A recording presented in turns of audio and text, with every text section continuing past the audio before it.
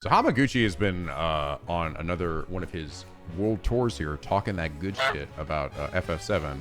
We already talked a little bit about some of the stuff that he said before, where he was talking about how the markers on the world map were only going to be like visible as you're jumping out of the Highwind, and then eventually they would like disappear. It was a bit, to me, like showing that they're not necessarily entirely getting rid of things like checklisting, at least based on just the description. We kind of have to see how that actually works in game itself. But yeah, it means that, you know, I was gonna be honest, I was kind of hoping that they really almost totally remove it so that it would like just leave us to discovering stuff on our own, you know, back to things being potentially missable again. But I don't know if they're going quite that hard. But I guess in a way, at least it maybe is a move in a direction that's at least less hand-holdy than Rebirth and stuff was. But that's not all though. This dude has just been talking it up, and he's talked some really interesting things about FF7 Revelation that does have me pretty excited, and some he's big vague posting too. Holy shit, he's so like, he wants to tell everybody, he's like, oh, I just want to tell you everything is right there. He wants to say things so bad, but he's holding back. He's saying about as much as he seemingly can. So after that one interview I read, there have been like 4 more interviews that have come out. So I thought we'd like go over this. Not everything is necessarily something we need to cover, because a lot of it's just like breaking down like, hey, you know, how was it possible that, you know, you guys were able to get this, you know, done so quickly? And they just talk about, hey, our team has been the same over these years, which is really cool. But I want to talk about some of the potential bits that could tie into FF7 Part 3. So let's have a look. One of the big things, right, is the whole FF7 14 stuff, right? FF7 Remake is showing up in FF14, which is pretty cool. So a big part of this article here with Games Radar is him talking about the tie-in there, which I was like, okay, sure, you know, that's fine. I don't personally care all that much about FF14, so this doesn't really matter that much to me. Sense of anticipation around both games already. FF14's Evercold is releasing. It tells me it's really wonderful to see players pick up Final Fantasy VII Remake and Rebirth on PC, which, by the way, they do talk about how these have been selling really well ever since the announcement also of Revelation, and also just the release of these games on like Nintendo Switch. They've been doing very well. I'd really be interested to see what the numbers end up being for those. Of course, the excitement can lead to additional pressure. FF7 Revelation is the final entry in the trilogy that essentially splits one game into 3. While I enjoyed what Rebirth offers in terms of combat and the open world, I asked Hamaguchi how the team is freshening up the game, especially in light of his recent comments about open world fatigue, which is the thing we were talking about. It's basically a follow-up to the thing I was like, this is they actually doing it or not? Hamaguchi tells me there's 2 ways in which they're doing this. The first is adding a greater sense of exploration to the world map, pointing to the grasslands in Final Fantasy VII and Final Fantasy Rebirth. Hamaguchi says it's very large and expansive, but also very flat, which is true. I mean, there's like a fair amount. You can like little things you can sort of climb up on, like little like structures and things. The remedy is more verticality. Hamaguchi can't reveal everything, though he does say you can dive into the map from the Highwind, and your Choco will also be able to fly, which Hamaguchi hopes will make certain parts less frustrating. So we see a bit of that, right? When we do see us riding the Chocobo as Pico in this game, right? Which is seemingly the way the Chocobo breeding is going to work in this, is that instead of like breeding new chickens, we're essentially upgrading our one chicken with new powers. And we actually see him using what was arguably the best move in Final Fantasy VII Rebirth, the best Chocobo move, which was the water move from Nibelheim, where you use the water to basically lift yourself up into the air. That was the best move out of all of them, right? It was way better than the slow as fuck climb from the one chicken thing. The gliding one was cool, but it was also, I don't know, it was kind of slow, to be honest. You really slow glides to across like areas. It felt like it took a long time to get there. We see that, right? And that in itself is already just way better than the things that felt very situational, right? It allowed you to interact with the environment in more interesting ways. So what I'm getting from this is that Hamaguchi they designed the map now to allow you to more easily reach vertical areas, right? You're not slow climbing up a wall as a Chocobo, as a dude, you know, hopping from space to space, but instead you're just like quickly like jumping up there on your crazy Chocobo, and there's much more to see, because also, as we saw from some of the screenshots, the landscape has changed now that the weapons have arrived. They've actually changed even the older areas to add like new spots of interest, you know? Another way the FF7 Revolution team is keeping things fresh is by making sure the goal and the reward of side content is clear, and especially following feedback from Rebirth. One of the things I think people got really a bit tired of, or maybe that's when they stepped away from the game, was on the world map, there's a lot of content. And sometimes you get rewards like materia if you finish that content. But for those people who wanted to get those materia rewards, they might feel like they have to do certain mini games, even if they don't really want to. To remedy this, Hamaguchi says that the content in FF7 Revelation will match the reward to what you're doing. Rewards that will aid you in battle will be achieved through battle. A new Queen's Blood card will be earned through Queen's Blood, and so on. The hope is that that the clarity will allow players to ignore the content that they don't want to engage with. I think this is a good call. I actually do think this is a good call. I think that I was someone that engaged with pretty much all the content, so this wasn't really a big problem for me specifically, but I can definitely see it for people who are just like not vibing with certain elements or something, and like being like, fuck, to get this really good materia, I have to engage with Queen's Blood, and I don't give a shit about Queen's Blood or something, right? I did everything again too, don't be wrong, like doing everything is tough and can be a chore at times. I thought the part where the game got really hard was the Chadley VR missions at the end. Those were intense, but everything else was generally I was pretty okay with. But I think it's good to then just, like it makes it so that, hey, if you don't want to engage with this shit, then you don't have to. If it's not like, if this is a mini game or something you don't have to do. He's talked before too about how most, if not all, the mini games in the game can be skipped this time, which this sort of begs the question of then, well, then what's the point in doing them? I initially heard that and was like, I don't know if I like the sound of that, but he said that, but if you do them, engage with them, you'll get rewards like cosmetics. And I went, oh shit, that's actually a really good idea. Dude, getting us like costumes, give her like her Advent Children costumes or some shit. That's not actually a bad idea. I think that has potential to be something really cool. I just hope that they don't sand the edges of the game too much to where you feel like the rewards you're getting aren't necessarily good, you know, or the variety isn't very good because we're like sanctioning everything off of like, well, there can only be cards for the Queen's Blood thing. There can only be material for battle things, you know, like I do sometimes like the surprise of finding out that I get this cool, like random reward for this thing that isn't necessarily tied to that specific mini game, but I don't know, we'll see. Again, a lot of this has to do with implementation. When it comes to combat, one of FF7 Revelation's standout new features is the FIT system, that being the Function Integrated Tactical Suit Wear. Of course, it would be an acronym. It essentially acts as a new job system that allows the likes of Cloud and Tifa to play as something like a black mage, as opposed to brawlers people might typically typecast them as. To be fair, Cloud's kind of more of a jack of all trades. He's a bit of everything. Despite the visual flair of a new outfit, Hamaguchi says the biggest influence of the new feature was the job system as a Final Fantasy staple overall, though he can't say there was zero influence taken from the likes of FF10-2 or Lightning Returns. The new feature hasn't been without troubles, though, as Hamaguchi jokes that adding the FIT system reminded him about how hard it is to develop games these days.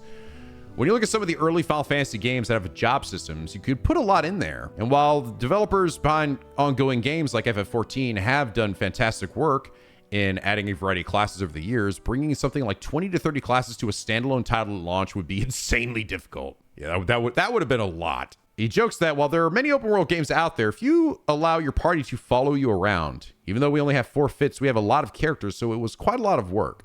And yeah, and the thing is, there's still a lot about the fits system that I really want to see, that we still don't really know about. Like, how much does it actually change the tool sets of characters? Does it change how their combos function? Like mashing the attack button, do I do something completely different?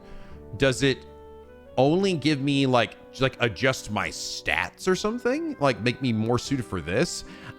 They did show in one of the trailers somebody switching their fit system, and it looked like the stats did not change. Like it did not change your character's stats in any way. So I'm almost wondering, and it's like, is it gonna give me more combos or just make me better at wielding magic?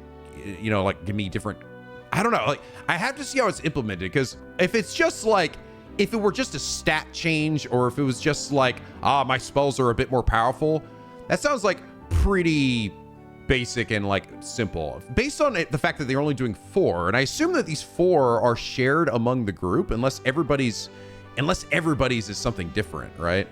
Like I don't know if will Cloud get the black mage class like what Tifa has? Is it like the same thing will he look the same too? Is his outfit going to be similar? We don't really know. So little has been shown, but it sounds to me, just based on how there's only a few of these, right? And how much work it seemingly has taken for each one of these to be put into each one of the party members. I think that when you put these on, I think the characters are going to play completely different. Like, they're going to play like, they're going to have like totally new fucking combos. In a way, it's almost like, yeah, like having basically 4 different characters in one character. I think they might be doing something that insane, which is kind of mind-boggling. Like, that is kind of nuts, especially if like everyone's playing like a different way, and they'd have to, right? If you're playing as like Tifa and you're blasting magic, like how she would do that versus how Cloud would do it, I think would not be like the exact same combo, right? It would not be the exact same way, I wouldn't think.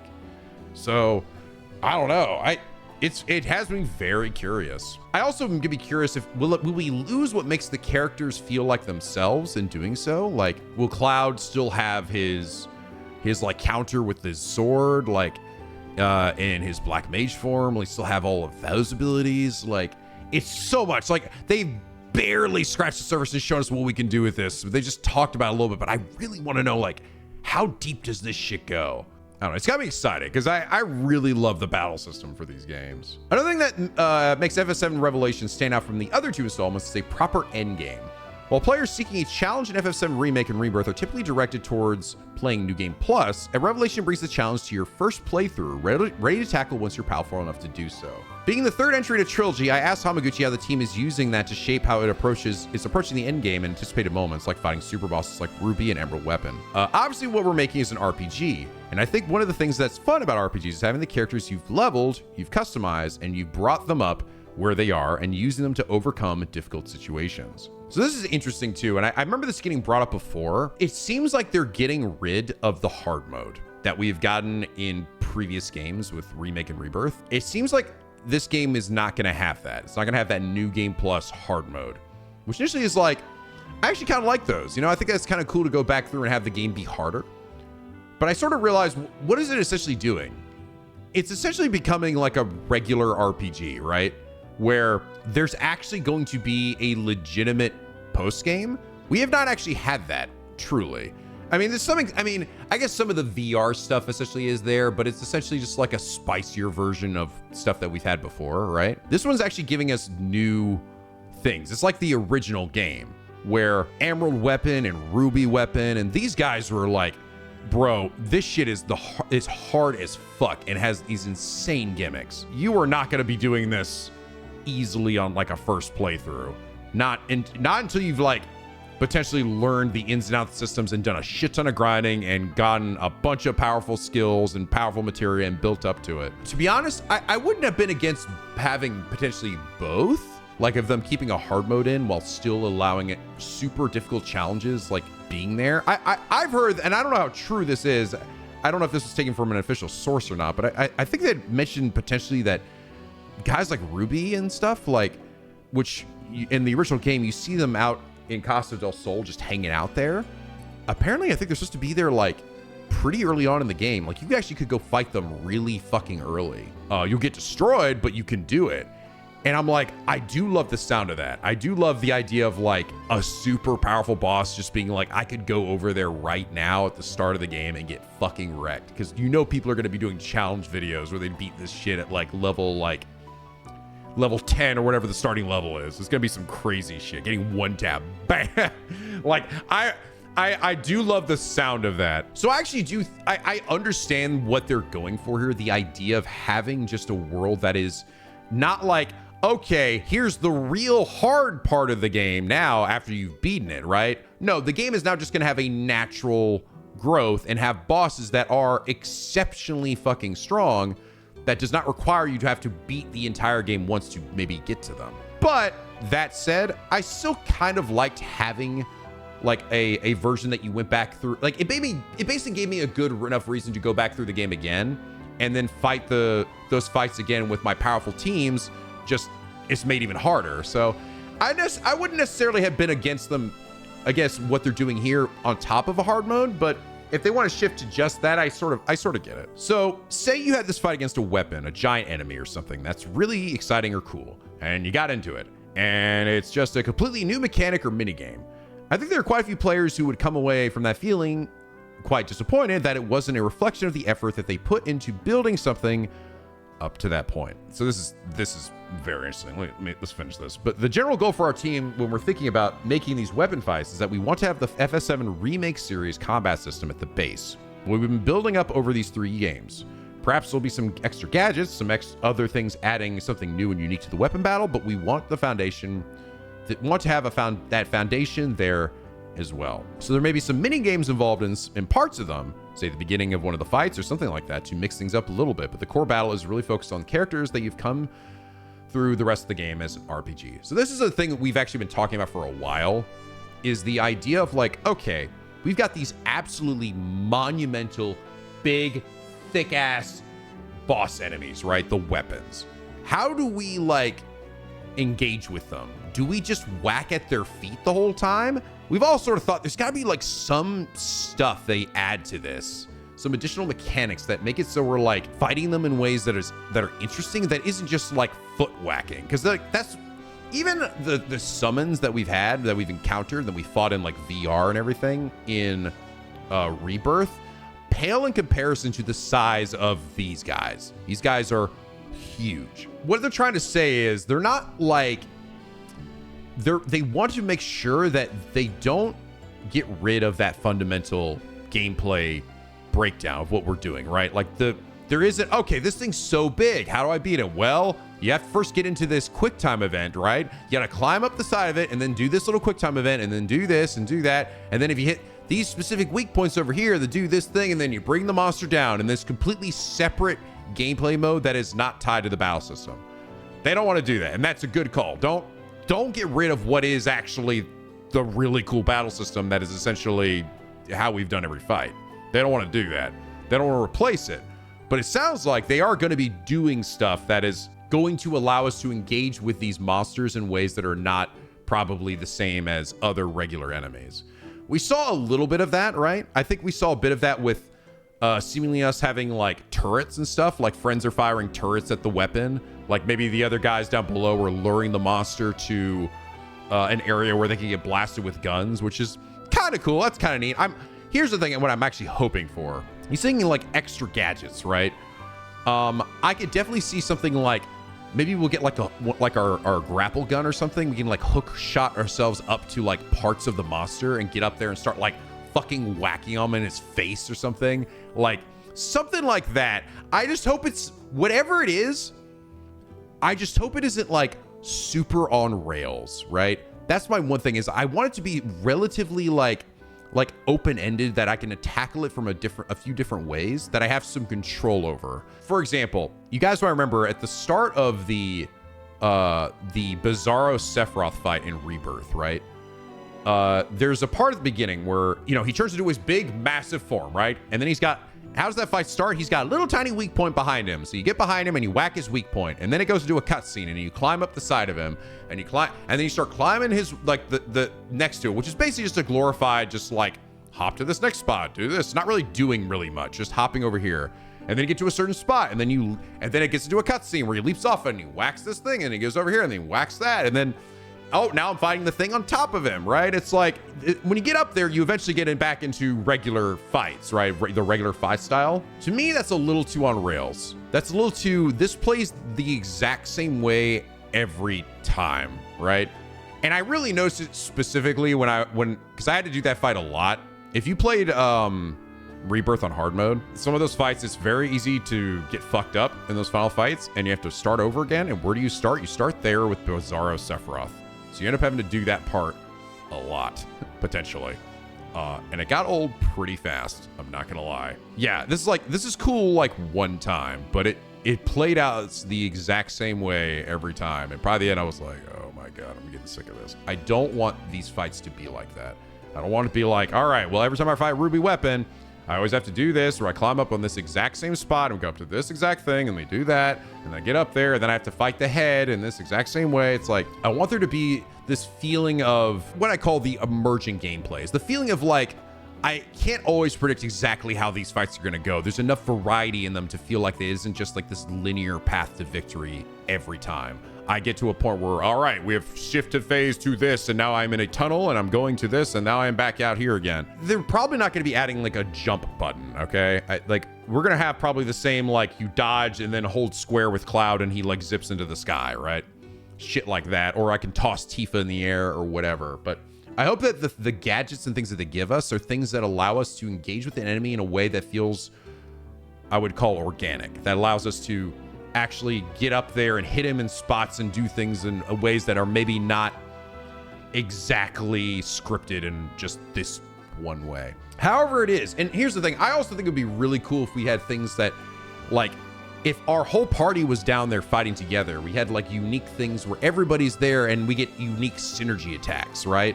Like, bro, I want so badly for us to get a synergy like attack in a weapon fight where all of my party members essentially do what they do in Final Fantasy VII Advent Children, where they all just chuck Cloud's fucking stupid ass like upward into the sky and throw him at the motherfucker, right? Maybe they get up there and they're flying and we all just like, all right, Cloud, go! Woo! Woo! And just like throwing him upward or something, right?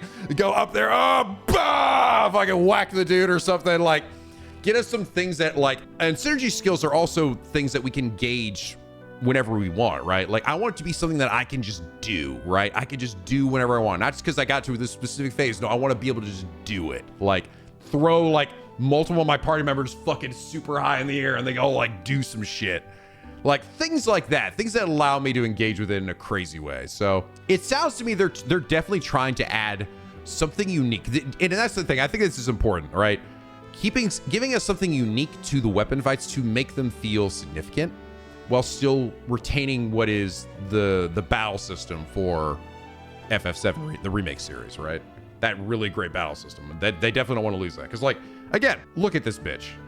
I think we're gonna fight this guy, dude. Sapphire Weapon, he dies in the OG game. This is the scene where he gets his fucking head blasted off. And then they teased and they showed, oh, he doesn't die in the remake series. He dodges the blast. I think we're fucking fighting this dude, man. I think we're gonna be fighting this guy like regularly. And then the question becomes, all right, how the fuck do you fight something that's this big? How are we gonna do this?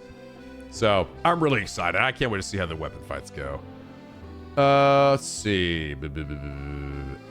Okay, so some of this stuff is the code in the box thing, right? Let's just talk about the physical stuff. Hamaguchi starts by, so he asked him if whether Revelation will release on a physical disc. Asked Hamaguchi for his thoughts. Hamaguchi starts by saying that some of his thoughts have been touched upon as part of the Nintendo Switch 2's game keycards. You can read about it there. As part of an interview he did, he says as a developer and as a fan, it seems to be the trend that we're shifting away from physical to digital. When it comes to his personal feelings, though, Hamaguchi says he's a fan of physical media, and events like FF14's Fen Fest are one of the reasons why. I really think that people bringing up things like asking for autographs and things, I think that's lovely. I think it's a wonderful culture, and I would be ashamed to lose that. I want that to remain. As for his personal prediction of where things go from here, Hamaguchi says he feels that there will always be some kind of physical or packaged edition, even if a download code becomes the main way that games work. I feel like there will always be something, and I hope there will be. He says the team are still having internal discussions on what this exact SKU product lineup is going to be, so he can't say anything definitive at the time of writing this. He's trying his best to allow us to have some kind of physical edition. All right, so I will say a lot of this, because Hamaguchi was getting I was seeing a little bit of flack pushed back against him for this, where it's like he's being very kind of vague about it. Here's the truth. Hamaguchi, this is not Hamaguchi's decision. All right. To me, this reads as Hamaguchi certainly would like to have a physical edition for this game. He's trying to say it in a way that, one, it doesn't side him against the Square Enix publishers, right? He doesn't want to make enemies of people within his own company, right? Because this is not up to Hamaguchi. This is up to the publishing side of Square Enix. He does not make this decision. I'm sure he's already made it clear to them that, like, yeah, I mean, they've already done physical editions for Remake and Rebirth. Of course they want to do it for Revelation, but it's not up to him. So he can't exactly be like speaking on their behalf, but he's like, but he also doesn't want to make it seem like, well, I've tried to tell them about it, they won't listen to me or something, you know? It's like, or shift the blame. So to me, he's just very much like, well, we're in talks about it, we're still trying to figure that out. To me, it's like, I think he's trying. I think he's very much trying. I do think it would be a very big disappointment if this did not come out with physical edition. I think there will be. I don't think they will. This is going to come out well before PS5 is done printing shit, right? The problem is companies at this point are seeing things. They're looking ahead now because they know that this is an inevitability. So now companies like Square are looking at this and going, all right, well then is it worth doing this for the period of time that we have? If the future is all digital, like, yeah, we'll have it for a year, but then, I mean, they've already said that, Sony's already said that for games that have physical editions, right, they will continue to print those, at least for the time being. You know, we'll see how long that lasts. Some of these companies are not going to be like, well, maybe we should cut it off here, right? Just not engage with that now for like PS5 and beyond. So, to me, this is not, like, Hamaguchi's trying his best here, okay? He's like, listen, man, listen, we're trying.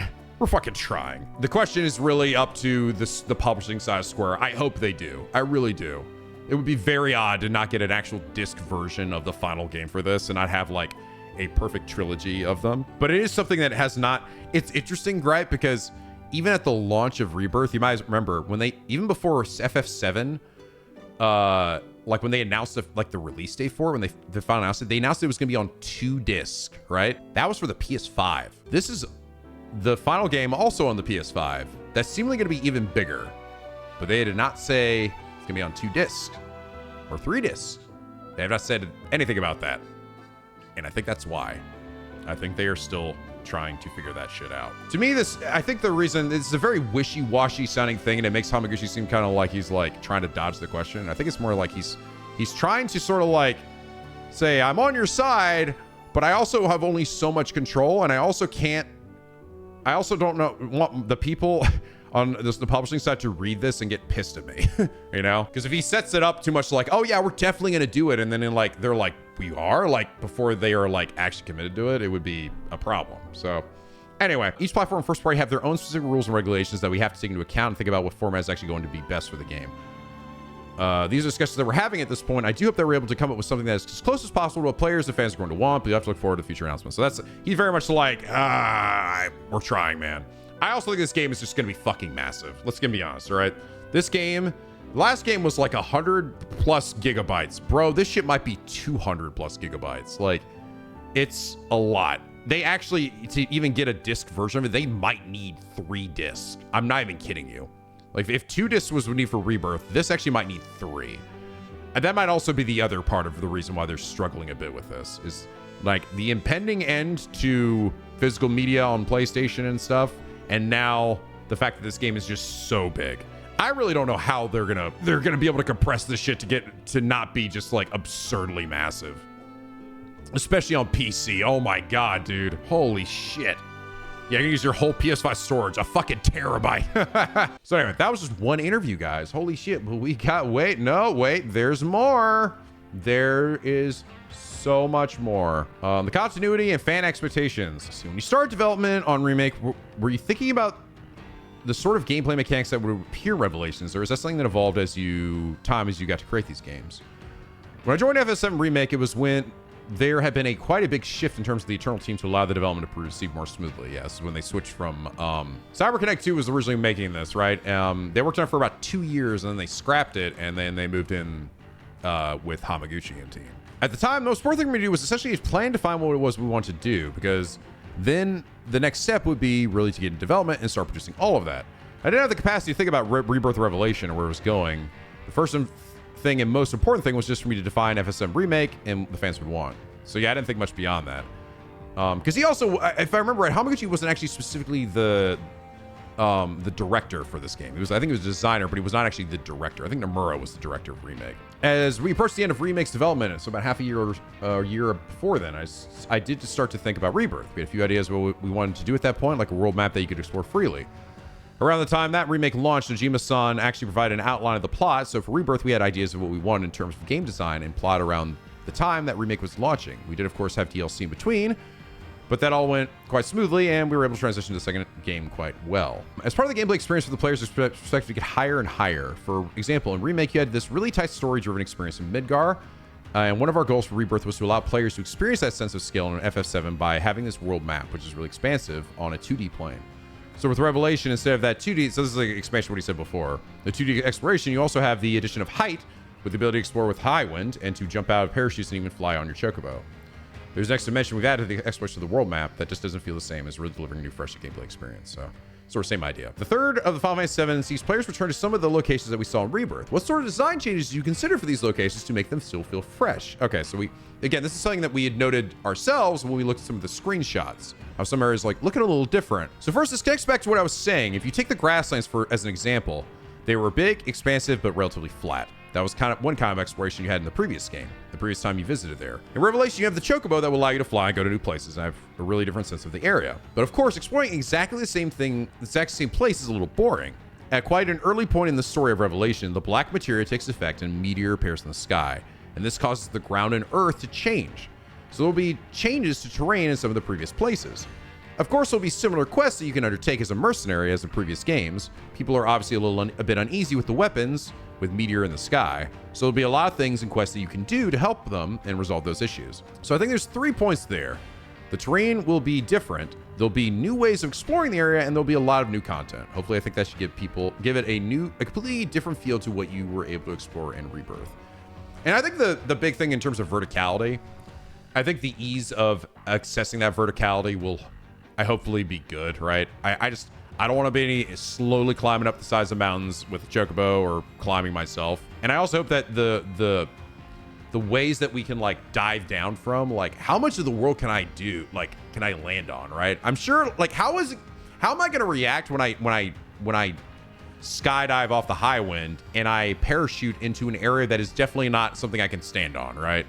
If I go down to the mountains, I'm really curious about what's going to happen to my character. Will I fucking just hit it and fucking ragdoll off and probably not. I imagine what's going to happen is maybe like a wind or something's going to push you away from it. But it also kind of like, what I'm hoping is like an invisible wall, but I don't think they would do that. I think the thing that I am actually most curious to is like those areas now, and this is also part of why this game's file size is going to be massive. In Rebirth, you can only see so much of the world at any point, right? There's a spot actually that's a bit notorious, and it's really notorious on the Switch 2 version of this game, where if you go like all the way back, as far and as close to Midgar as you can, it's where you get the flowers for Aerith. And if you look off into the distance, you can see like Midgar a bit over there. They don't have very good, that area back there, if you look that far back there, has some really low resolution textures, like really low res textures, and it looks really rough, especially on the Switch 2 version. You're like, holy shit, this shit does not look good. They're not gonna be able to get away with that as much in this because we're not gonna be as limited. We're seemingly gonna be able to go anywhere, see anything. I'll be able to dive and see as much of the world as I possibly can, assuming that I literally can dive into an inaccessible mountain area, even if the wind blows me away, right? I should still be able to get a good look at the textures below me, right? At the world below me. So they can't be having these big blobby textures for like mountains in the distance that doesn't matter much because we're not getting close, right? Hence why this game, again, is probably going to be massive. It's going to be really interesting. I can't wait to see how they manage to actually make a world of this fidelity run and seem seamless, right? I don't know, it's just exciting to me. Like, be able to just like, holy crap. This, like, look at this shit, man. Look at the water looks so much better in this game, by the way. I want to ask about fan reactions. How closely do you follow the reception of each release? Is there any community feedback that you sought to implement in Revelation? That's an interesting question. I mean, I'm kind of busy with development. I mean, I'm kind of busy making the game. So, you know, so I don't sit on social media or Reddit all day. But I do want to know what people think of the works that I've created, so I do check it regularly, and I have 2 ways that I think about it. One of those, for example, is the expectations of what people are looking forward to, and I know that for this time, that's going to be the ending. The inclusion of the storyline in the world. That is fodder for a lot of discussion. Oh yeah, you know it. But this goes for RPGs, for books, and for films. I think story-driven media isn't the kind of thing that you do by committee. You don't put it out there and see the fans' opinions and change things and tweak it. It's about the creative driving force behind the initial storyline. Yes, that is the right answer. This man spitting facts. He's fucking absolutely right. Guys, as much as there are people out there who are not going to agree with the direction where the story goes, right? So I have people who agree with that, though, this is the right call, that this is semi-sequel, pseudo-sequel, is it a sequel, who knows, remake, whatever, that this shit is the right call. Fuck those people. Who gives a shit? We're committed to whatever our creative vision is of whatever that thought was at the start of this process. And they have committed to it, right? It has led to essentially a rebirth, right? Having this ending that has left us all just confused and bewildered, and seemed like it robbed us of one of the most impactful scenes in all of FF7, right? But there's a plan. The thing is, they clearly have a plan. So the thing is, we just have to wait and see how that plays out. And I would much rather see what that vision is of theirs that they have so much confidence in, that they believe in so much. I'd rather see what that is myself. I want them to show me something that I didn't know I needed, right? That's the idea, right? We all think we know what we want. We all have ideas for it. We don't actually know what it is until it is put in front of us and shown, this is actually the thing that you want. This is actually the actual remake that you didn't even consider was a possibility, right? And I think that's just so important. Don't let yourself be swayed by everybody else. Like, you suddenly then pivot in the story, because guess what? If you do that, if you decide to pivot your story based on fan reaction, it's going to be noticeable. People will see like something will just feel off. That's just how it is, man. Like, if you follow through though, and you commit to your idea all the way through, and that's exactly what these guys have been doing too, it can potentially lead to something that is legendary, that can actually stand on its own beyond just even the original source material, right? So that's what's made this journey so amazing. Is like, I was one of the people, man, who was just like, just remake the game, make it look shiny and give me the same gameplay and the same story. And that's how I was before I played this. And now that I have played both these games, I am so fucking down with this crazy, wacky development, this story that they're trying to tell, this new and different version of FF7 that we've been experiencing. It's been so fun. I love it. I absolutely adore it. So just stick to your guns, man.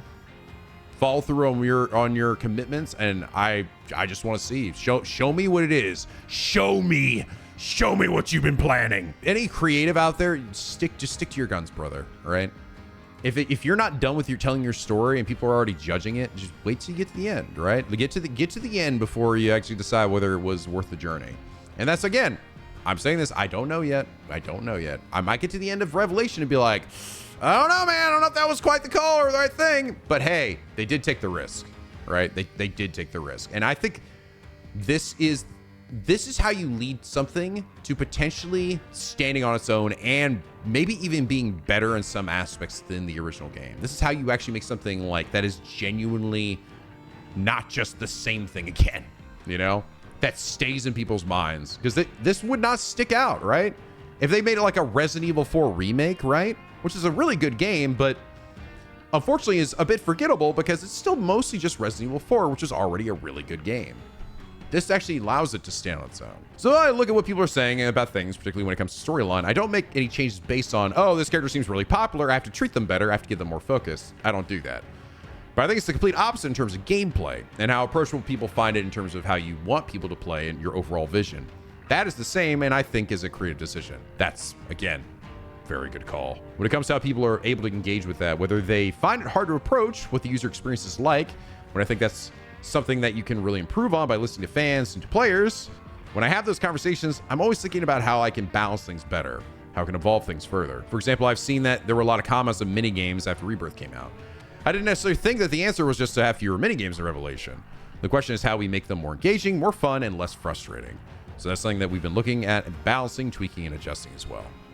That's great. That's awesome. That's actually been one of the biggest benefits of the way they've structured this game, right? The fact that they split it into 3 is that it actually has allowed them to get feedback for gameplay elements, right?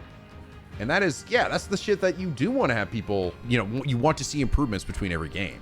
Like they do, between Remake to Rebirth, they added so much more sauce to the characters. I've been playing Remake just on my own time on PC, just for funsies.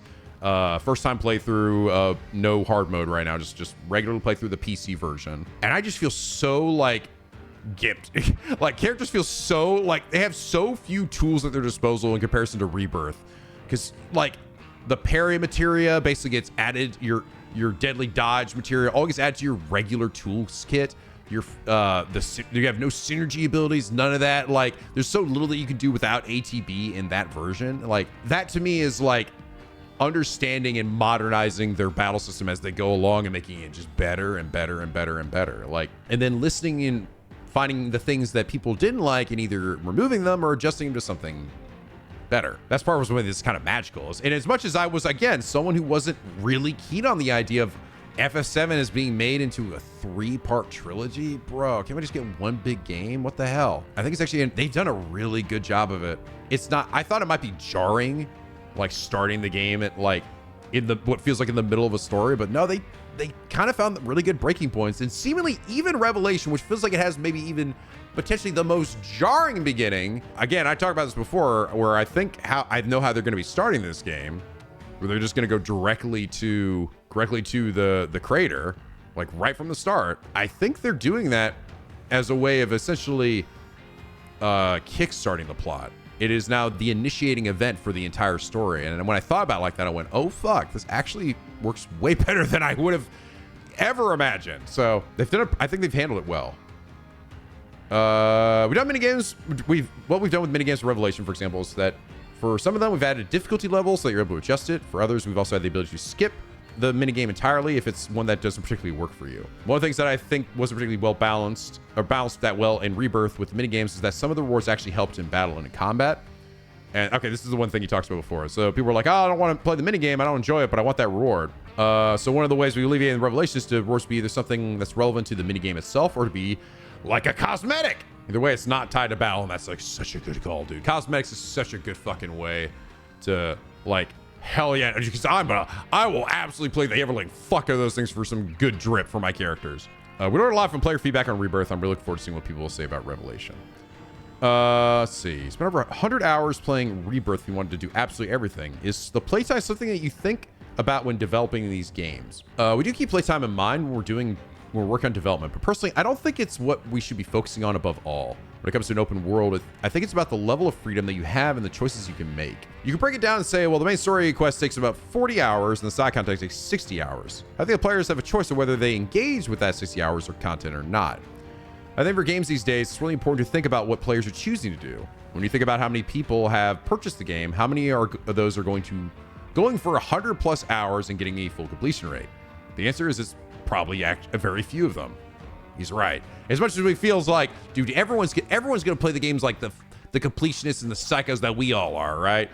No, actually, in reality, they're probably just gonna kind of do their own thing. To me, that's why, like, I think the checklisting thing is the worst for gamers like us that are like, they want to do and see everything, especially in between maybe story moments. So it just feels, that's what makes that shit sort of overwhelming. It's because we see the list of everything that we have to do in order to actually get ready for the next major story beat. That's why I liked the original's just hands-off approach of just, there's shit out there, you have to find it, but you don't even know when you're done yet, right? That's what helps make and pace gameplay on a big scope like that better, in my opinion. So one thing that we're actually really careful of in Revelation as compared to Rebirth, saying Rebirth, you had a 40% main story, 60% side content. We were careful to say it's up to you whether you want to engage with this. As I mentioned earlier, because we have those battle-related rewards in there, and also because there were certain trophies tied to completing everything, even though we were telling people that they could choose whether to engage with it or not, people did feel like they had to do everything before moving on in Rebirth. Yes. The core of the issue. The core of the issue. This is something, again, on paper, when looking at how you're going to do a world like they do in Rebirth, I 100% understand why they went the way they went with like the checklisting and stuff. Because it's something that I wouldn't even necessarily consider either myself, just like on its own.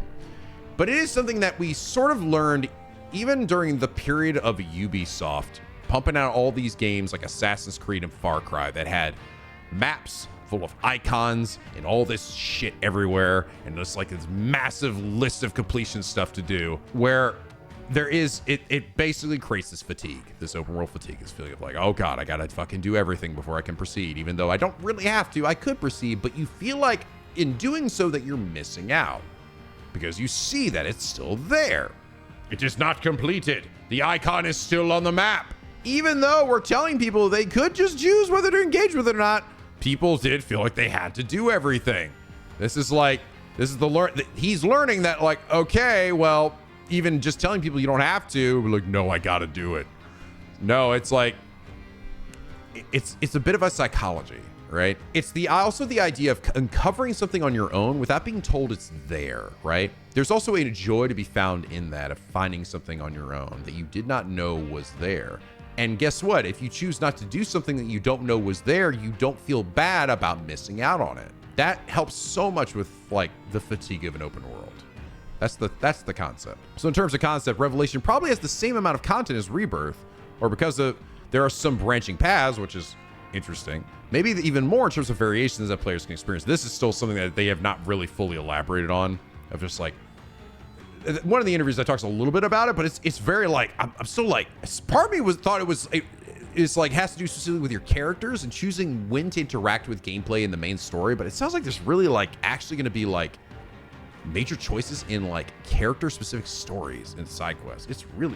It's something. A bit of FOMO. It's like, yeah, there's FOMO for sure, right? It's just like the idea of I'm missing out on something, right? By not doing this. Like, oh, I kind of want to do the main story. I've kind of been doing a lot of these similar things. I feel like I know people have said that there are lots of repeat stuff in Rebirth, right? Like the towers, the digging stuff with the chocobo and everything, like the same activities. And I get that, I do. But I also feel like having that stuff listed out to you and having it not listed out to you, it would actually have affected people's burnout rate. Because you might know it's there in some form, but not having it told to you, you could just be like, all right, I'll just choose whether to go over there. If you have it set in a big checklist or as a mark on a map, it's just not as, you feel like you have to complete it. It's like that feeling like I gotta fall through, man. I gotta do all this shit before I move on. I barely scratched the surface and oh crap, I've done this same thing a bunch of times. I do also think variety would be good, but you know, I don't want to see the towers back in Revelation. We basically the rewards for the side content matches the content itself. So this is again, so you want to go through and you love this at combat, you can focus purely on that. If you like Queen's Blood, I want to do everything as Queen's Blood, you can do that. If you love it, if you're like, I love everything about the Final Fantasy 7 remake series, please go out and please do everything. But it's easier for people to choose and to not feel like they're forced down one path or another. Additionally, trophies have been balanced to be slightly used in Rebirth. So that's good. This all sounds good. Like at least on paper and described in interviews, it sounds like at least a move in a bit of the right direction. It again doesn't sound to me like they're completely getting rid of potentially marks on a map or checklisting, but it's better. Two more interviews. Holy shit, there's so much. Man, has been talking so much stuff. We actually have 2 interviews like back to back on Automaton Media. Was there any particular fan reaction to the FF7 Revelation announcement that surprised you or left an impression on you? What pleased me the most was the exact things that we were aiming to convey came across to fans very directly. While the characters are obviously important, our goal with Revelation's reveal was to create a trailer that would draw attention to the gameplay experience. Whether it's flying freely around the world or aboard the Highwind, battling the weapons or the fifth system, and the way it adds depth to combat, I feel like people really notice those aspects of the game. There was also a lot of focus on how much player agency the gameplay offers, so I felt that our message landed. At the same time, people also talked about the characters' costumes and animations, so I think our trailer managed to accomplish everything we were going for. I was a little surprised, though happy with the amount of attention Vince's crossed belts received. His little goofy dive. People discuss and get heated about minigames, the story, or the relationships between characters in FF7. I think that only happens because they see value in those elements. I'm proud that the series has depth enough and capacity to inspire those kinds of directions. That's a very nice way to say, fuck the shippers, get away from me, stop asking me these questions. We've seen FF7 Remake Rebirth appear in sales rankings across platforms like Steam. How are they performing?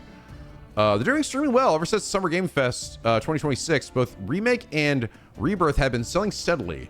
Back when Rebirth was announced, every time it became a hot topic, sales of Remake would rise. Similarly, I'm sure every time Revelation attracts attention, more people will become interested in Rebirth. Following Summer Game Fest, we saw enormous response in terms of sales. Can't share specific figures, but sales are several times better than we expected. So that's great. And that's the thing, like, that is just going to continue to happen, like, as this shit goes to the end. Because some people, believe it or not, have just been waiting till, like, I'm going to wait till the whole trilogy's done before I play them all. Like, people have literally been like that. Just like, I'm just going to wait till they're all out instead of playing them. So, like, when Revelation gets released, these games are also going to get even more sales. I mean, Remake is still better than Rebirth overall, right? But Rebirth is already starting to catch up quite a bit.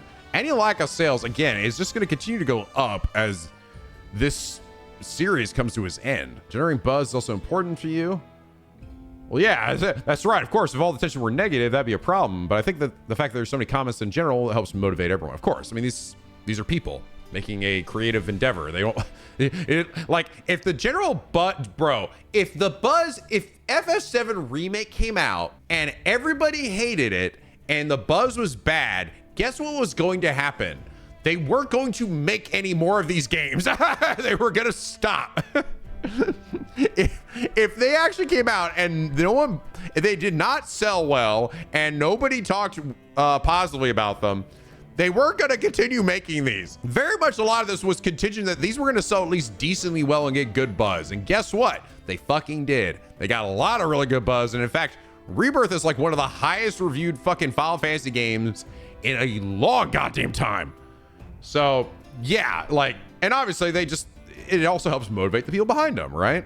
You know, they like to see that people are excited and pumped about it. Do they watch, like, these guys will watch reactions to the game getting dropped? Because yeah, like seeing that unbridled joy over something that you're working on is nice. Throughout the FF7 Remake series, both I personally and the team have felt tremendous support and encouragement from our fans, especially when considering we've been developing the project over a whole decade. I feel like we were supported by them the entire time. Forceful players keep it going. While typical AAA game tends to take 3 to 4 years to make, we spent more than 10 to create 3 games. Yeah. From a personal standpoint, dedicating more than a decade of your creative career to a single project is a major life decision. It is, dude. I mean, this is a big deal for them, okay? This is like the commitment these guys have had to just this one series is crazy. And the funny thing is, they're actually doing it at a pretty remarkable speed. Let's be honest. That's why gaining it 10 years is a huge portion of someone's career.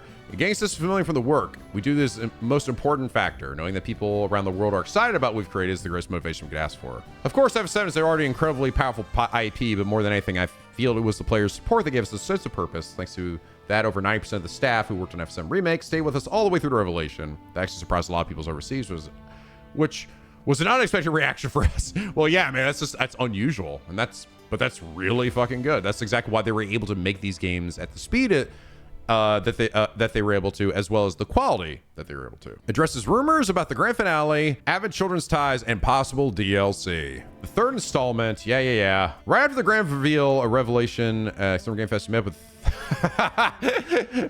you met at Max's house. How did that happen? Well, he's a fan of FF7. He's attended all the media and influence hands-on events for FF7 Remake and Rebirth so far, which is how we got to connect. When you guys saw the announcement, he immediately reached out to me, and that's the opportunity for the interview came about. That's right. I got to take a picture with him there. Yay! That's quite surprising. Yes, thanks to him, it ended up becoming a hot topic in North America. They were like, it's so funny witnessing Hamaguchi in Maximilian Dude's room.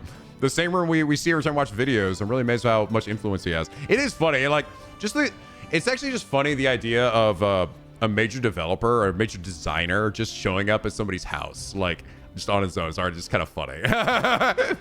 But it was really cute. Like, I mean, by the way, like, Hamaguchi loves Max. It was very, like, sweet watching them talk to each other. They were, you know, they've now interacted a lot. They've had a lot of talks with each other, so they were very sweet. So it was very nice. I enjoyed getting a chance to chat with him too, and just tell him how much FF7 Remake has meant to me and everything, and getting a picture with him. On the flip side, I imagine there are also streamers who might feel a bit jealous or sad about not getting this. Wow, I'm surprised they had this in here. Yes, this. I mean, hey, what about us out here? It's like, how about she's like, what do I say then? I have no plans to exclusively work with just one influencer and call them our only official partner. Influence. I'm sure that influencer wouldn't want that either.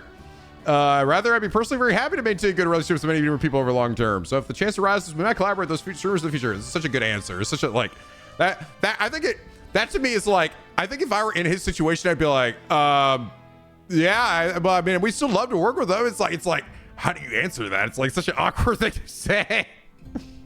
It's like, how dare you? It's like, sorry.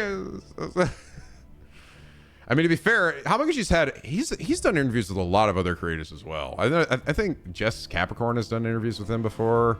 I think a few other folks have also done interviews. He's not just Max. So I'm actually surprised he said this to him. In a recent interview with 4Gamer, with RPGs like Final Fantasy, you need to be wary of the possibility that players might be satisfied just by watching live playthroughs. I'm not trying to be dismissive of playthroughs. I'm saying that we need to take that as a challenge and incorporate game elements that would motivate players to actually play the game themselves. That was an interesting comment and led to a lot of discourse about the good and the bad sides of streaming games. Yeah, things got quite heated. It kind of felt like the topic eventually took a life of its own. I'm sure that you've already said what you intended to say in the 4Gamer interview, but could you please clarify it once again in case there was any misunderstandings due to the language barrier? He's like, yeah, bitch. I don't give a fuck. We just want people to buy our games. Buy it! Personally, I don't view the fact that my comment became a subject of debate as a negative thing. In fact, I saw it as a healthy discussion. As a creator, I sometimes get the impression that streaming culture doesn't mix that well with narrative-driven works, especially the kind of RPGs we create. That being said, I'm not trying to say that RPGs and JRPGs will decline simply because people could get satisfied just by watching live streams. This applies to everything in the world, and it's not specifically limited to just entertainment. But I believe that when the environment changes, the things that survive should also change and adapt to it. In that sense, it's important to change and adapt to suit the current era while also holding on to your original appeal. In other words, if the environment changes, we should be able to adapt to the times while maintaining our fan base.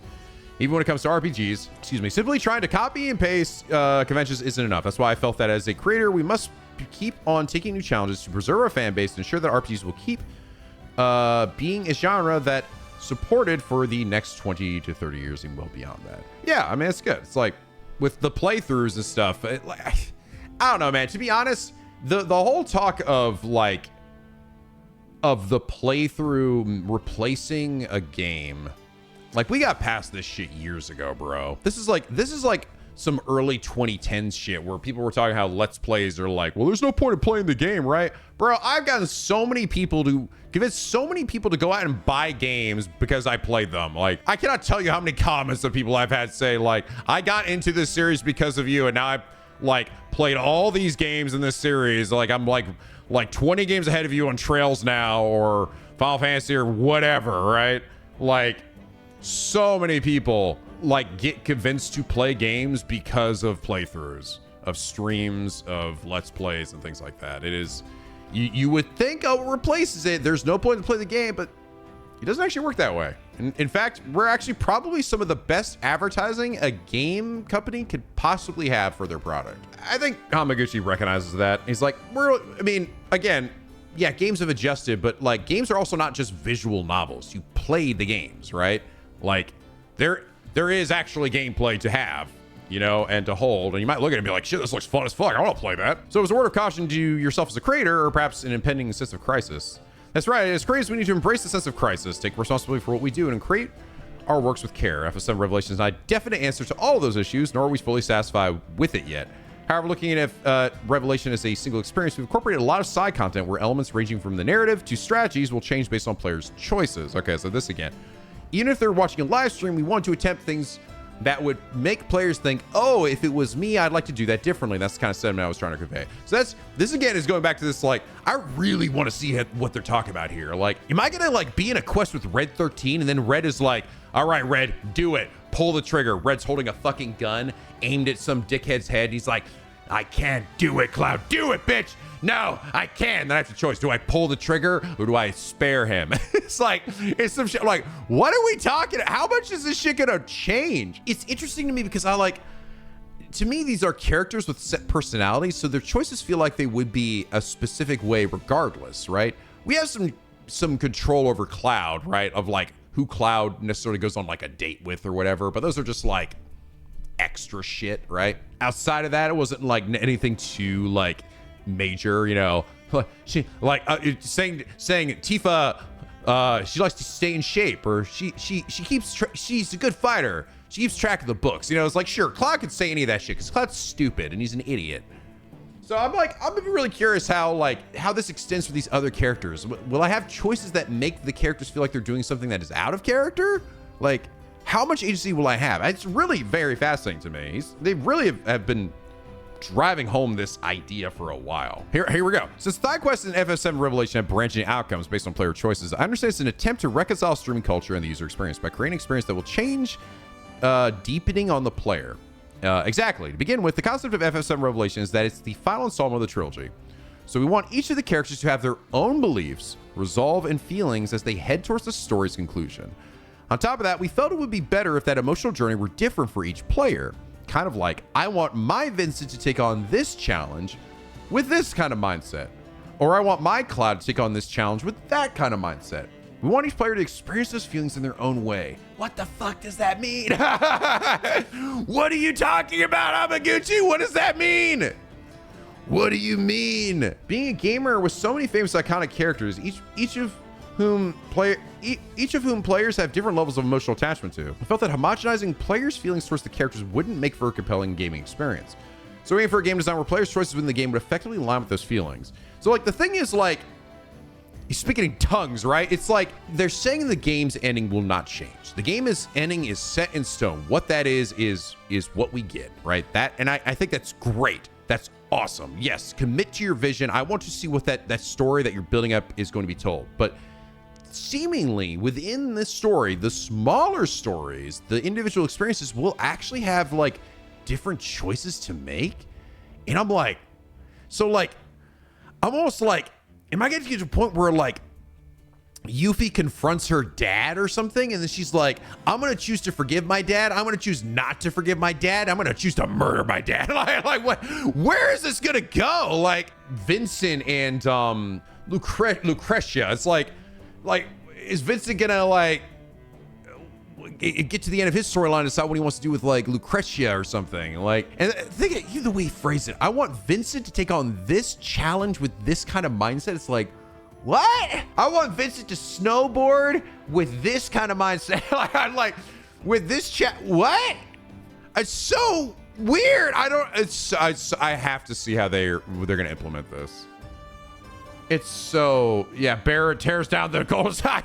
Like, what the fuck does this mean? Vincent becomes the bad guy. Like, it's so interesting to me because like, here's the give or take of this, and why I'm sort of like, I really have to see how they do this, because my mind sort of slightly worried at the concept, because like I said, these characters are their own. They are themselves, and I feel like I'm afraid if I give them so much choice, right? Like this Mass Effect like choice they can have, do I do things that betray who they are, right? Things that feel like this doesn't feel in line at all with what Vincent would do. Like there's one option that's definitely the thing they would do, and then like these other options that are like so then I fucking bitch slap Lucretia, bam. It's like, whoa, what the fuck? It's like, I don't know, like it's so but seemingly it's got to be something that changes the trajectory of their individual stories enough that it's like pretty different. Like it can't just be like a mildly different, like, well, instead of getting the strawberry ice cream, I got the Oreo ice cream. It's like it can't be, that's not that exciting. I don't know, it's so fascinating. By the end, all of my party members are dead. Like Cloud went through an Undertale like experience where he genocide rooted all of his party members and everybody's dead, but the ending still is exactly the same, just nobody's there to see. It's okay, because then, guys, you know why it doesn't matter at all? We're gonna get to the end of FF7 Revelation. It turns out all that shit that happened is all just a crazy dream. Cloud wakes up, he's like, oh, yeah. Oh my God, whoa. Cloud, wake up. What happened? We just finished the Dirge of Cerberus and having children and shit. And now we're gonna go do some other stuff. Wow, so all that shit that I dreamed about was all just crazy and didn't matter at all? Yep. Wow, awesome, yeah. And then the crest roll. Da-da-da. It was all just a crazy, stupid dream. I don't know about you guys, but that's exactly the ending I'm hoping for. Anyway, this is fascinating to me. I have to see what he's fucking talking about. Show me, please. Oh God, they're talking about the ending stuff. In many of the previous interviews, when asked about the game's ending, he replied with something along the lines of, I want to make players feel it was worth playing through the whole series. This made some users theorize that the FF7 trilogy will conclude with a happy ending. Would that be an accurate interpretation? And Hamaguchi's like, oh, I swear to God. He's like, you stupid bitch, I'm gonna fucking kill you. Hamaguchi reaches over to this motherfucker. He's like, ah! He's like, I didn't say that! I didn't say that! I'm just kidding. Hamaguchi's like, I'm so fucking sick of this shit. I've been giving the same answer each time I asked about the ending, but since people only focus on the things they want to hear, the actual truth rarely gets across. Why would you stupid fuckers listen to what I'm fucking saying? God damn it! To clarify once again, I never told any media outlet about what kind of ending revelation we'll have. I love this. Definitely sounds to me like he is like, I am so sick of saying I swear if there wasn't a camera in this room, you know, I have no idea what I'd do to you. It's been 30 years since the original FF7 and 10 years since we began developing the remake series. Many fans have stuck with us for a really long time. We've got enormous support from the development team as well. Amidst all that, I've walked alongside the FF7 Remakes franchise. I'm doing my best to deliver a game that will make people glad they were involved with it. And while I said that I'm confident we're able to achieve it, I've never actually revealed how they will turn out. I didn't say it would be happy, all right? I didn't say anything. So, you're choosing to stay silent about it. This guy, I will say, some of these questions are like, holy shit, what? So, you're choosing to stay silent? Of course I am! Of course I fucking am! I want to see Hamaguchi say that. Of course I fucking am! What did you expect? You think I'm gonna come on this interview and tell you what the ending is? What? You need your big fat scoop! You dumb bitch! Bam! Slaps the shit. Hamaguchi pulls out a gun. I swear to God, I'm gonna... Don't make me fucking... This is a crazy statement here. You choose to say, of course I am! Hamaguchi being the ever... Hamaguchi is a... Well, I will say, this man is a very... He is so good at handling the press and PR people. Like, he is so good at this. He is very experienced with this. This part of me, at this point, I would almost be like, bitch, what? I was like, me as they being there. I'm like, yeah. What do you think? What are you, an idiot?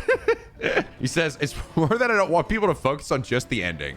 I'm aiming to create a game that will make people feel I'm glad that they made the remake series, or I'm glad I was able to see the remake series through to the end when they look back on the whole trilogy, which is, that's great. Yeah, exactly. That's what we all want to feel. We want to feel like, yeah, this was the journey worthwhile. Like, to me, like, the journey's been great so far. It would be a really shitty feeling if we got, like, if Revelation was a really great game to play, but then we get to the end and it just, like, completely shits the bed at the end.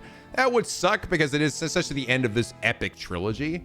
So, they didn't want to avoid that, you know? The ending might be fully faithful to the original. Oh, this is a great line here. The ending might be fully faithful to the original, or it might end up being something completely different. Or, perhaps, it might go in a direction no one could have imagined in the first place.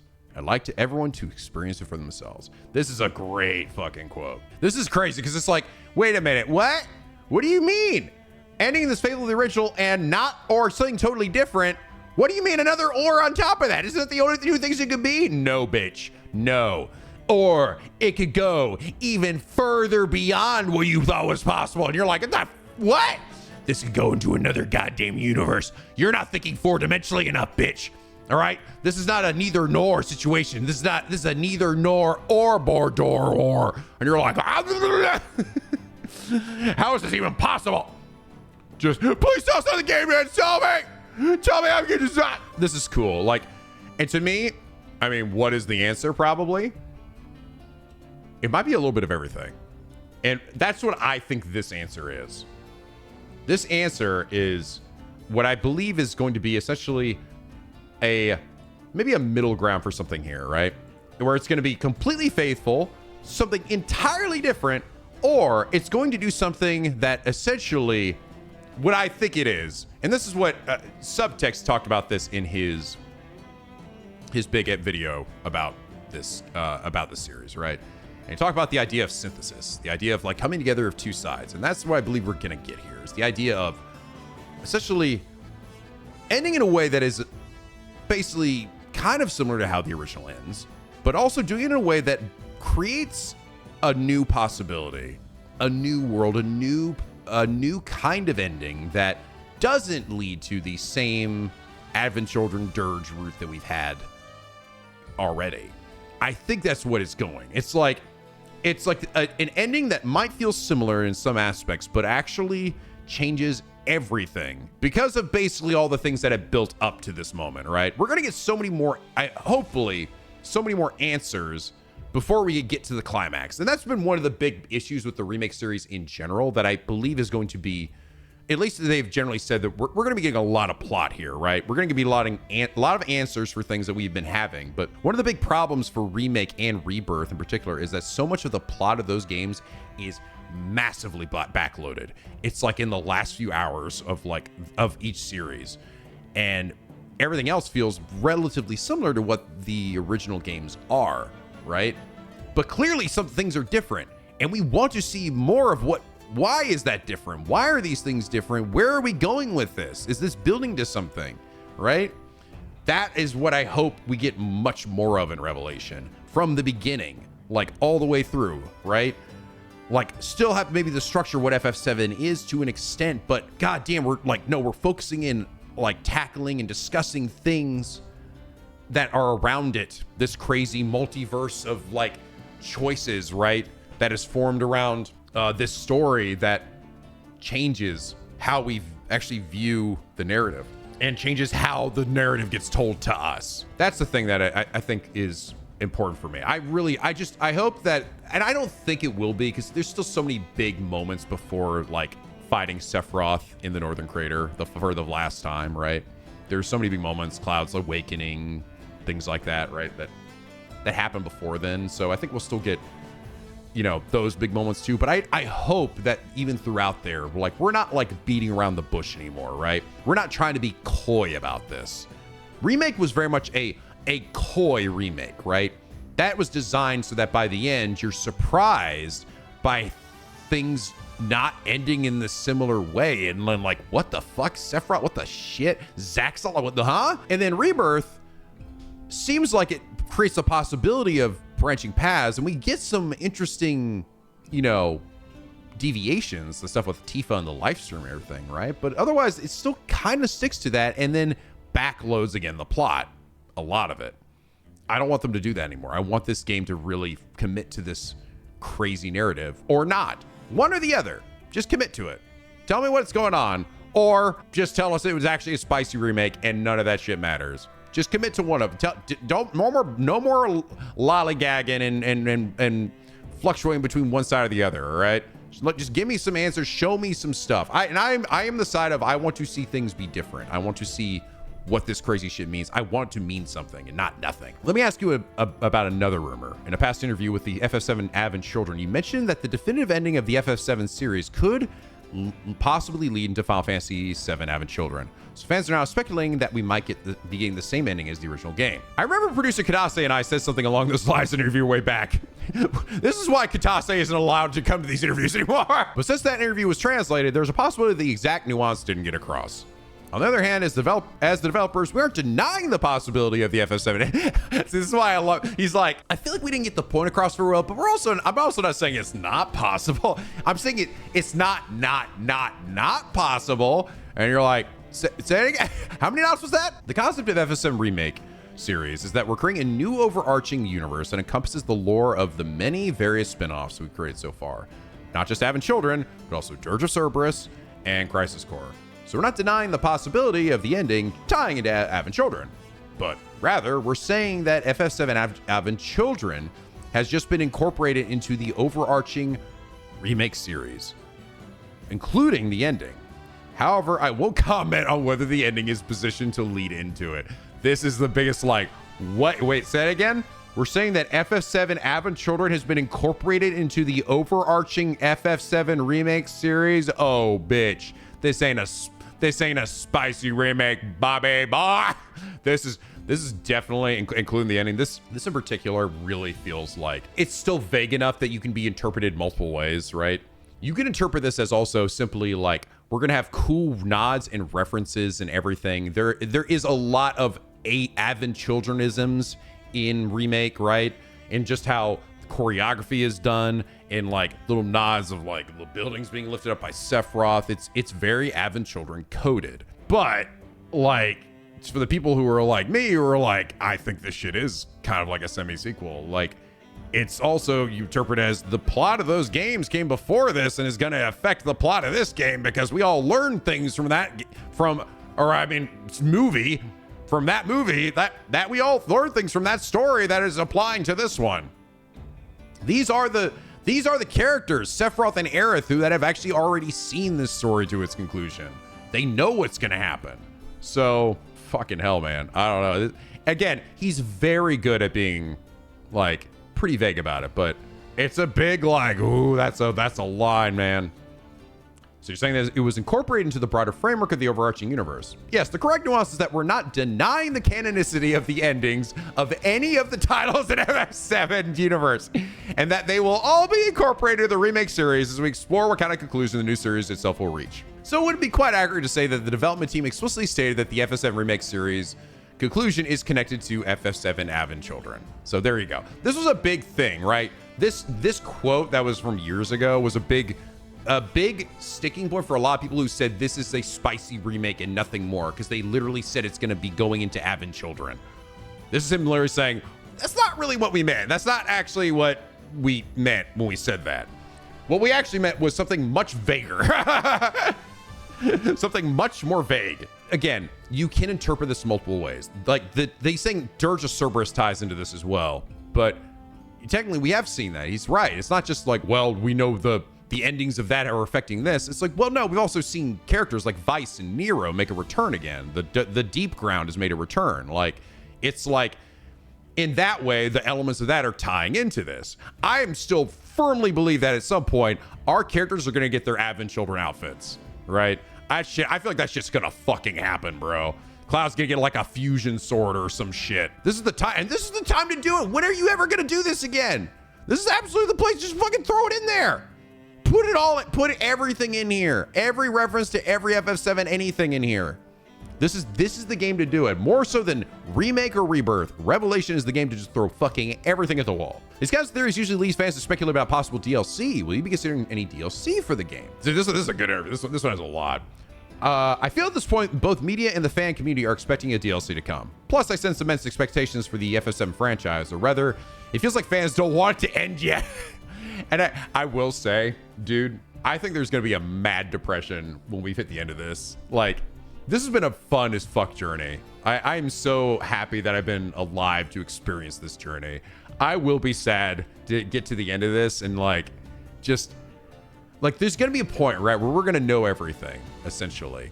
Everything that the series has had to offer. And we can appreciate it, we can love it, right? But you can only ever experience something for the first time once, right? It's like 13 Sentinels, you know? It's like, I can't ever re-experience that game for the first time again.